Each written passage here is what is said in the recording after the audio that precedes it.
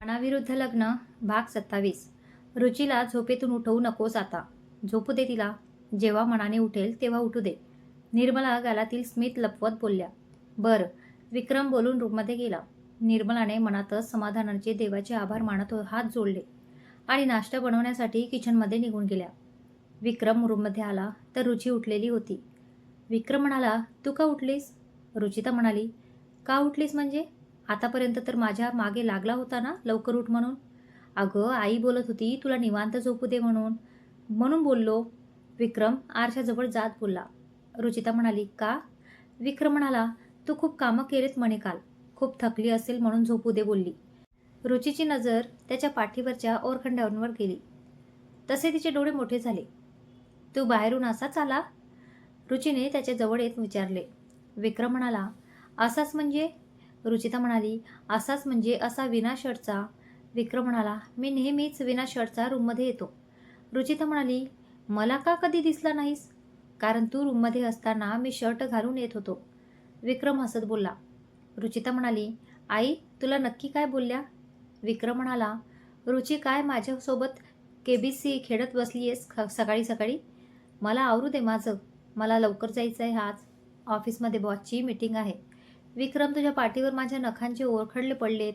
आईने नक्कीच हे बघितले असेल म्हणून त्या मला झोपू दे बोलल्या. तुला आजचे दिवस शर्ट घालून नाही येता आलं का?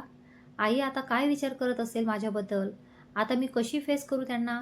रुची केविलवाणा चेहरा करत बोलली. विक्रमला तिचा चेहरा बघून हसू येत होते. पण आता जर हसला तर त्याचे काही खरे नव्हते. म्हणून त्याने त्याचे हसू आवरले. विक्रम म्हणाला, रुची असं काहीही नाहीये. आईने नाही बघितली माझी पाठ. तुला कसं माहीत नाही बघितली ते? त्यांनी बघितलं असेल तेव्हा तर तुझी तर त्यांच्याकडे पाठ असेलच ना? तू आंघोळ केल्यावर बाहेर बोलत का बसलास? सरळ रूममध्ये येऊन कपडे घालायचे ना आधी. रुची चिडून बोलली. विक्रम म्हणाला, रुची किती हायपर होतेस एवढ्याशा गोष्टीसाठी. नाही बघितलं आईने आणि बघितलंही असेल तर ठीक आहे ना, आईला तेवढं कळतं. रुचिता म्हणाली, काय कळतं? हेच की आपण नवरा बायको आहे आणि आपल्यात. रुचिता म्हणाली, आता गप्प बस. तुला तर काही लाज शरमच नाहीये. देवा आता मी कशी फेस करू आईंना? विक्रम म्हणाला, म्हणून तुला बोलत होतो लवकर उठ, पण तू माझं ऐकलं नाहीस. रुचिता म्हणाली, माझ्या लवकर उठायचं इथे कुठून आलं? हे सर्व फक्त तुझ्यामुळे झालं आहे समजलं? तुला बाथरूममधूनच शर्ट घालून यायला काय झालं होतं? मला काय माहिती तू रात्री मला मांजरीसारखं एवढं ओरपाडून ठेवलंस ते. नाहीतर मी बाथरूममधूनच शर्ट घालून आलो नसतो का? विक्रम मिश्किल स्वरात तिची खोज खेचतच बोलला. विक्रम. रुची रागात त्याच्याकडे पाहत विक्रम म्हणाला, अगं खरं तेच बोलत आहे ना. किती ओरफाडलं तू मला रात्री. किती वेदना होत होत्या माहिती आहे? मला तर वाटते मागच्या जन्मात तू नक्कीच मांजर असशील. रुची फक्त त्याच्याकडे पाहत होती. काय झालं? विक्रम तिच्याकडे पाहत म्हणाला. रुचिता म्हणाली, यावर माझ्याजवळ सॉल्युशन आहे. आजच्या नंतर तू मला हात लावायचा नाही. ना आपल्यात काही होईल ना तुझ्या पाठीवर हे ओरखडले पडतील आणि ना तुला वेदना होतील. रुचिता काय बोलत आहेस? मी तर मस्करी करत होतो. मला कुठे वेदना होत आहे? आणि झाल्याही तरी तुझ्या दिलेल्या अशा लाख वेदनाही माझ्यासाठी फुलासारख्या आहेत. मी तर अशा कितीही वेदना सहन करू शकतो. विक्रम लगेच सावरत बोलला, आता ते मला सांगू नकोस. ती कपाटातून तिचा ड्रेस काढत बोलली. नाश्ता केल्यावर विक्रम ऑफिससाठी निघाला. त्याला जाताना रुचीला गुड बाय किस द्यायचं होतं, पण ऑफकोर्स रुची ही रुची होती. तिने त्याला जवळ यायचा चान्सच दिला नाही. तो तसाच बारीक तोंड करून निघून गेला. रुचिताला बिचारीला निर्मलाला फेस करताना खूप लाज वाटत होती आणि तेवढाच विक्रमचाही रागही येत होता. काल रात्री नीट झोप न झाल्याने तिला कॉलेजला जावे वाटत नव्हते, पण घरी निर्मलाला फेस करणे तिला त्यापेक्षाही अवघड वाटत होते. म्हणून तिने कॉलेजला जायची तयारी केली. निर्मला म्हणाली, रुची कॉलेजला नको जाऊस आज. काल एवढे कामं केलेत, थकली असशील ना. फोन करून सांग आज कॉलेजला येता येणार नाही ते. त्यांचे ऐकून तर रुचिताला अधिकच लाजल्यासारखे झाले. आई मी नाही थकले. एवढेही काही काम नाही केलेत मी काल. तुम्ही सौम्य उठला की फक्त एवढा त्याचा फोन द्या त्याला. काल चुकून माझ्याजवळ राहिला होता. रुची त्यांच्या हाती मोबाईल सोपवत लवकरच तिथून सटकण्याच्या तयारीत होती. अगं पण रुची, त्या बोलत होत्या की आई मी निघते. मला कॉलेजमध्ये पोचायला वेळ होईल नाहीतर. रुची निर्मलाचं काही न ऐकता निघालीच. ही रुची पण ना. निर्मला गालात हसत स्वतःशीच बोलल्या. रामराव म्हणाले, तुला काय करायचे सुमन? तो कोणताही मुलगा असो. रुचीने तर त्याला नाही म्हटले ना. सुमन म्हणाली, अहो पण रुचीने नाही म्हटले म्हणून काय झाले? आपली दिव्या आहे ना, मुलगा चांगला असेल, श्रीमंत असेल तर काय हरकत आहे गोष्ट पुढे न्यायला? तुझं डोकं फिरलंय का सुमन? दिव्या अजून लहान आहे, तिला अजून सुधरत नाही आणि तू तिचं लग्न करायला म्हणतेस? रामराव आता तापले होते. सुमन म्हणाली, लहान कुठे, 20वं चालू आहे तिला आणि दिसायलाही तुमच्या रुचीपेक्षाही कमी नाहीये. मी तर म्हणते रुचीपेक्षाही सुंदर आहे माझी मुलगी आणि लग्न झाल्यावर जबाबदारी अंगावर पडल्यावर मुलींना कळते सर्व. त्याला एक वेळेस दिव्याचा फोटो दाखवून तर पहा.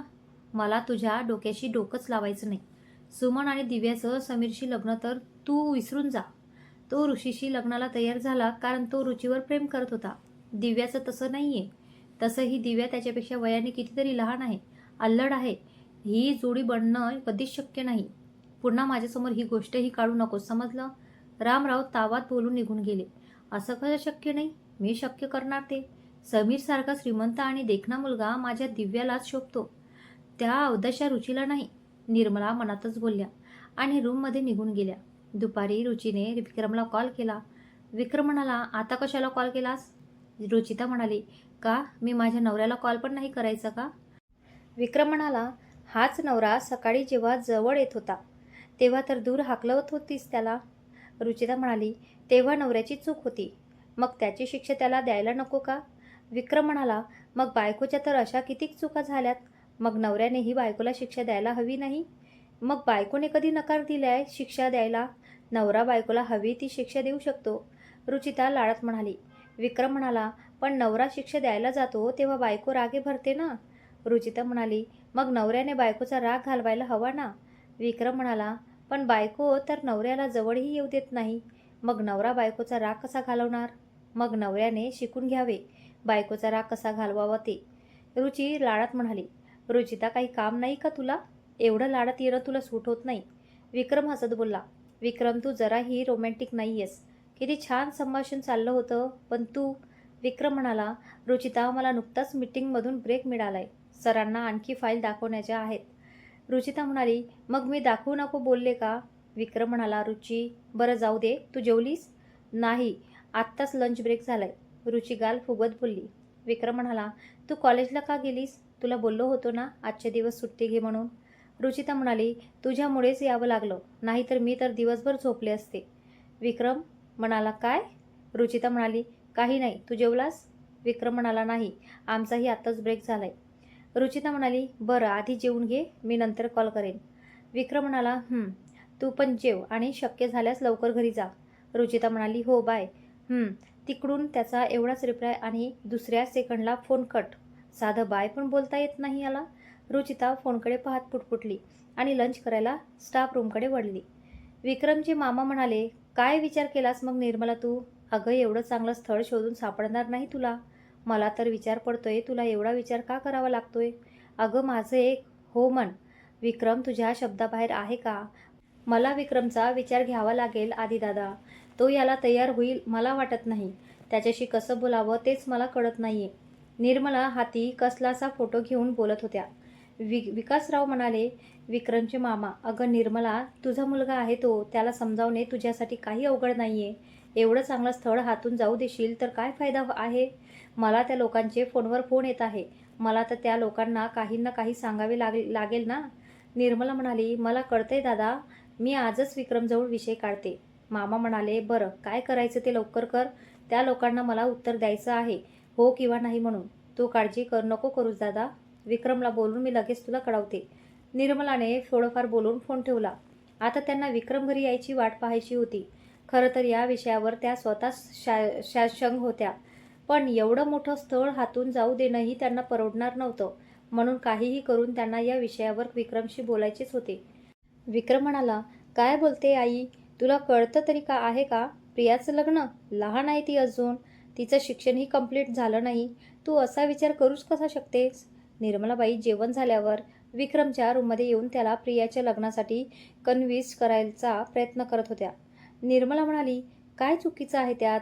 18 वर्ष पूर्ण होऊन गेलंय तिचं. स्थळ खूप चांगलं आहे विक्रम. एवढं चांगलं स्थळ स्वतःहून चालत आलंय दारात. अशा स्थळाला धुडकावून लावायचं का? विक्रम म्हणाला, धुडकावून लावायचा प्रश्नच येत नाही आई. प्रिया खूप लहान आहे, तिचं लग्नाचं हे वयच नाही आहे. मग तिचं लग्न करायचा प्रश्नच कुठे येतो? तुलाच असं वाटतं विक्रम. प्रत्येक भावाला आपली बहीण कितीही मोठी झाली तरी लहानच वाटते. कधी ना कधी तिचं लग्न करायचंच आहे ना. मग आता केलं तर काय फरक पडतो? असं स्थळ पुन्हा आपल्याला भेटणार नाही. खूप मोठ्या घरातील स्थळ आहे, मुलगाही चांगला आहे, त्यांचा स्वतःचा बिझनेस आहे, आणखी काय हवे? निर्मला खूप जीव तोडून त्याला समजावण्याचा प्रयत्न करत होत्या.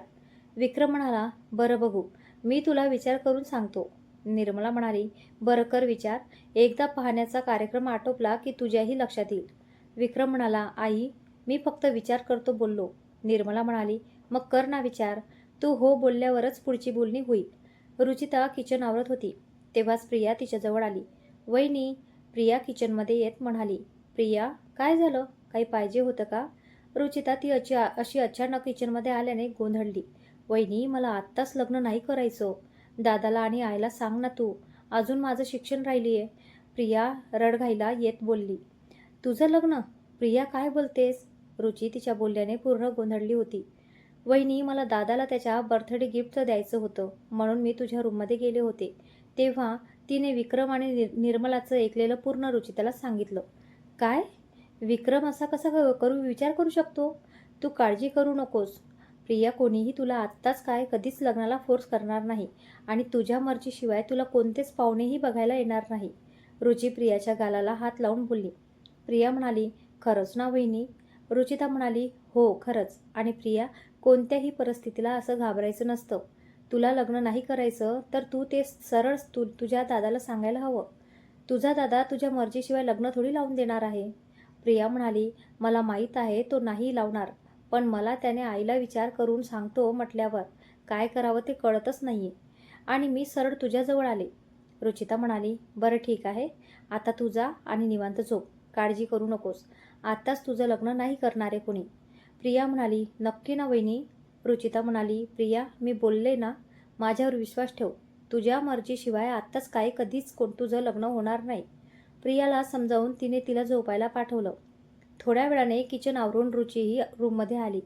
विक्रम बेडवर बसून कसलीशी फाईल चाळत होता. रुची त्याच्या समोर येऊन उभी राहिली. विक्रमने एक नजर तिच्याकडे पाहिले आणि पुन्हा फाईलमध्ये पाहू लागला. रुचिता म्हणाली, विक्रम, मला तुझ्याशी बोलायचे आहे. हां, बोल ना मग. विक्रम फाईल पाहतच बोलला, मला तुझ्याशी महत्त्वाचे बोलायचे आहे. रुची महत्त्वाचे शब्दावर जोर देत म्हणाली, बोल रुची, मी ऐकतोय. विक्रमचं लक्ष अजूनही फाईलकडेच होतं. रुचिताने त्याच्या हाताची फाईल घेतली आणि बाजूला बेडवर ठेवली. विक्रम म्हणाला, रुची, काय आहे हे? रुचिता म्हणाली, आधी माझ्या प्रश्नाचं उत्तर दे. विक्रम म्हणाला, कोणता प्रश्न? रुचिता म्हणाली, तू प्रियाचं लग्न करणार आहेस? कोण बोललं तुला? विक्रम पुन्हा ती फाईल हातात घेत, प्रिया तुझ्या बर्थडेचं गिफ्ट घ्यायला रूममध्ये आली होती. तेव्हा तिने ऐकलंय तुझं आणि आईचं तिच्या लग्नाविषयीचं बोलणं. रुचिता परत त्याच्या हातून फाईल काढत बोलली. विक्रम म्हणाला, काय? हो. रुचिता म्हणाली, तू असा कसा तिच्या लग्नाचा विचार करू शकतोस विक्रम? अरे किती लहान आहे ती. ग्रॅज्युएशनही पूर्ण झालं नाही तिचं आणि तू तिच्या लग्नाचा विचार करतो आहेस? रुची, मी फक्त आईला विचार करतो बोललो, होकार नाही दिलाय. विक्रम परत तिच्या हातून फाईल घेत बोलला, पण विचारही का करायचा विक्रम, जेव्हा आपल्याला तिचं लग्नच करायचं नाहीये.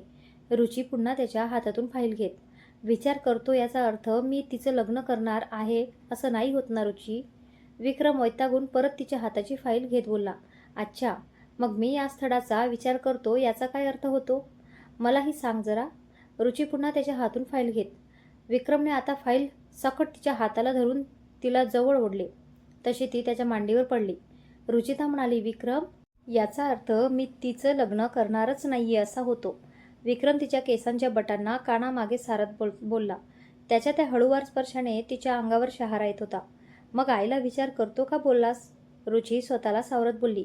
तिच्या आवाजाची लय बरीच कमी झाली होती, कारण आई जोपर्यंत मी हो बोलत नाही तोपर्यंत मला तिच्या लग्नासाठी समजावत राहिली असती. विक्रम तिच्या हातातील फाईल बाजूला करत बोलला. आता ती त्याच्या मिठीत पूर्णपणे बंदिस्त होती. मग हे तू मला दूर राहूनही सांगू शकला असता ना? असं ओढून मांडीवर बसवून कोण सांगतं? रुची लटक्या रागात त्याच्यापासून दूर व्हायचा नाहक प्रयत्न करत बोलली. तुला वाटतं मी फक्त हेच सांगण्यासाठी तुला जवळ घेतलंय? तो तिच्या गळ्यावर त्याच्या ओलसर मऊ ओठांचा स्पर्श करत पुटपुटला, विक्रम. मी ती अस्पष्ट आवाजात पुटपुटली. त्याच्या स्पर्शाने तिच्या अंगावर काटे येत होते. त्याच्या टोचणाऱ्या दाढी मिशांनी तिचा रोम रोम उत्तेजित होत होता. पुन्हा एकदा त्याच्या स्पर्शात मिसळून जाण्यासाठी तिचे तन मन अधीर होत होते. श्वासांची गती तर केव्हाचीच वाढली होती. त्याची कॉलर दोन्ही हातांनी तिने घट्ट पकडली होती. तिने डोळे मिटून घेतले, जणू तिने पूर्णपणे स्वतःला त्याच्या स्वाधीन केले होते. त्याने तशीच हळूवार तिला बेडवर पाडून रूममधील लाईट ऑफ केली आणि परत तिच्यावर आला पुन्हा त्या बेधुंद रात्रीच्या बेधुंद प्रवाहात. दोन प्रेमवेडे जीव एक होत होते. तिचे गोड हुंकार आणि बांगड्यांची किणकिण पूर्ण रूमभर गुंजत होती. सकाळी रुची बाथ घेऊन रूममध्ये आली. विक्रम बेडवर पालथा झोपला होता. त्याच्या पाठीवर केलेलं तिचं नक्षीकाम पाहून तिचे गोरे लाल लक्षणात टवटवीत गुलाबी झाले. तिला त्याला उठवायचे होते, पण त्याला उठवणे तिला परवडणार नव्हते. म्हणून तिने आधी आरशाजवळ जाऊन आवाज न करता तिचं आवरलं आणि दरवाजाजवळ उभी राहून विक्रमला उठवण्यासाठी आवाज दिला व देवपूजा करायला निघून गेली. आज सौम्यला कोणता देव पावला होता देव जाणे, पण तो आज सर्वांच्या लवकर उठून आंघोळ करून नाश्त्याची वाट पाहत डायनिंग टेबलवर बसला होता. विक्रम वॉच लावताच नाश्ता करायला आला, पण सौम्यला डायनिंग टेबलवर पाहून तो जागीच खिळून राहिला. आई, मी स्वप्न तर नाही पाहत आहे ना? मला आज एवढ्या सकाळी डायनिंग टेबलवर चक्क सौम्य दिसतोय. तो जागीच उभा राहून बोलला. तशी प्रिया ओठ दाबून हसू लागली. सौम्य म्हणाला, भाई, मी खरंच डायनिंग टेबलवर आहे. अच्छा, आज कसा काय देव पावला तुला? तसा तर सूर्य डोक्यावर येऊनही निघून जातो, तरी तू उठत नाही. विक्रम डायनिंग टेबलच्या खुर्चीवर बसत बोलला.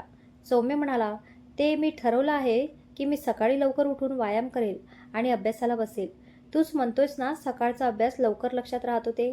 प्रिया म्हणाली, आतापर्यंत तर हे दादाने तुला 1000 वेळा सांगितलं आहे.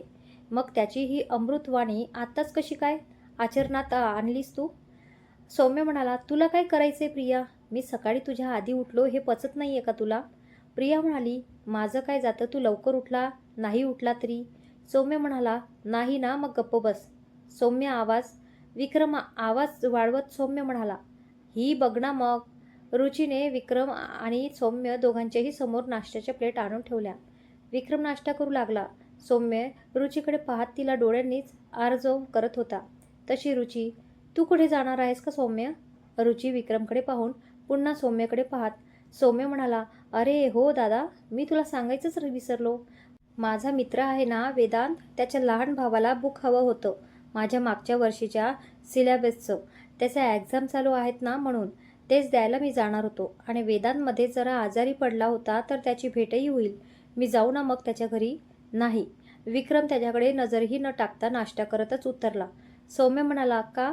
विक्रम म्हणाला, कारण मी आधीच बोललोय, तू इथे राहून अभ्यास करत असशील तरच इथे राहा. मला टाईमपास चालणार नाही. सौम्य म्हणाला, भाई, पण मी तिथे टाईमपास नाही करणार. त्याला बुक देऊन आणि वेदांची भेट घेऊन लगेच परत येईल मी. विक्रम म्हणाला, त्याला बुक हवी असेल तर त्यालाच इथे बोलावून घे. तोही इथे येऊन शकतो ना?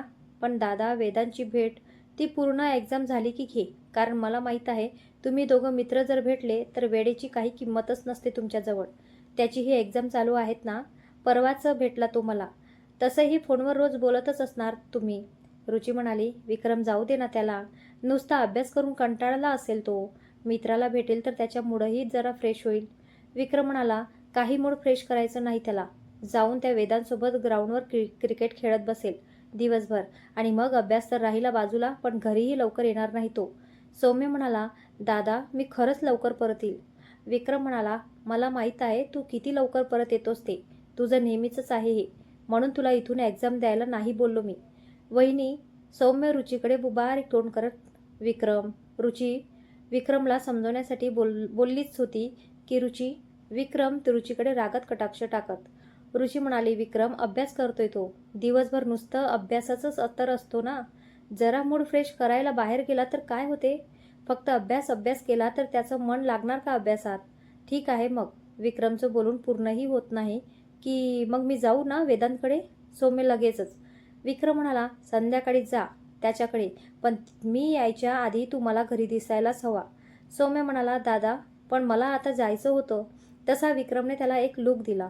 तसा संध्याकाळी जायलाही काही प्रॉब्लेम नाही मला. भेटच तर घ्यायची आहे, संध्याकाळीही भेटता येते. जाईल मी संध्याकाळी. सौम्य त्याचा लूक पाहून लगेच बोलला. विक्रम, काय विचार केलास तू मग स्थळाचा? आई बोलत होत्या की. विक्रम म्हणाला, आई आपण यावर संध्याकाळी बोलू. आई म्हणाली, अरे पण तुझे मामासोबतही बोलायचं आहे मला संध्याकाळी. झालं तर दुपारीच कॉल करेन त्यांना. अरे पण कशासाठी मला सांग ना, मी बोलते दादासोबत. विक्रम म्हणाला, आई प्लीज, तुला वाटते तेवढ्या गोष्टी सोप्या नाही आहेत आणि अशा गोष्टी विचारपूर्वक कराव्या लागतात हे तुझ्यापेक्षा जास्त कोणाला माहीत असेल.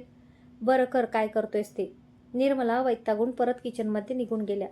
रुचीने प्रियाला डोळ्यांनीच काही न बोलण्यासाठी इशारा केला.